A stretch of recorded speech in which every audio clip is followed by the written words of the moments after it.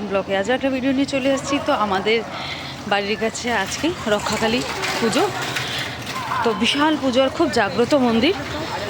তো সেই পুজো দেখতেই আমরা যাচ্ছি। চলো তোমাদেরকে পুরোটা শেয়ার করব।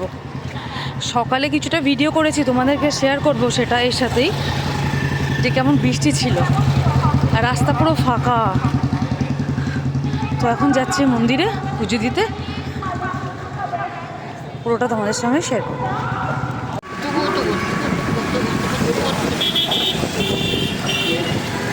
তো দেখো আমরা কাছাকাছি চলে এসেছি, পূর্ব সাজিয়েছে, চলো পুরোটা তোমাদের সঙ্গে শেয়ার করবো।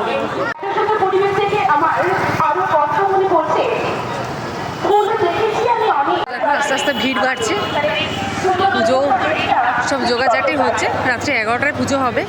এখন কিছুটা দেখাবো তোমাদেরকে, বাকিটা পরে শেয়ার করবো পুরোটা।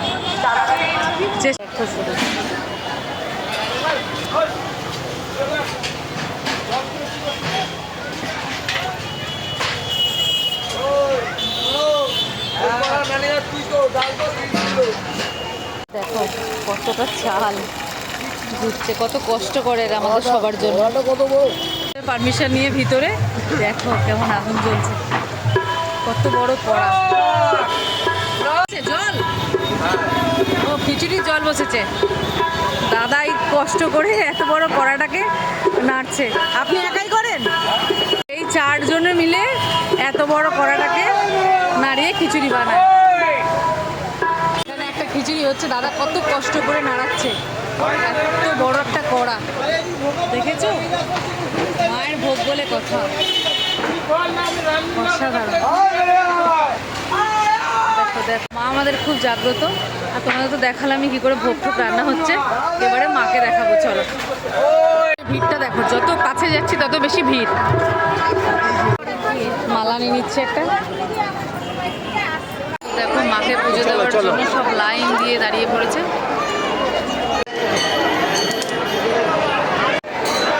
ভিতরে লাইন দিয়ে ঢুকে পড়েছি, এখন আবারও লাইন দিতে হবে মাকে দর্শন করার জন্য।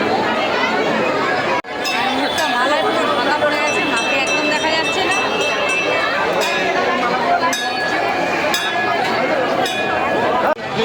সুন্দর সাজিয়েছে মায়ের মন্দিরটা, অসাধারণ অসাধারণ। ভাইরা এখানে দাঁড়িয়ে রয়েছে, এখানে মাকে যারা আলতা সিঁদুর দেয় সেগুলো এরা কালেক্ট করে রাখে। এদের সুন্দর সাজিয়েছে মায়ের মন্দিরটা, অসাধারণ। এই মন্দিরটা তোমাদের দর্শন করানোর জন্য ভিডিওটা আমার আজকে একটু দেরি হয়ে গেল ছাড়তে। প্লিজ তোমরা সবাই একটু ক্ষমা করো।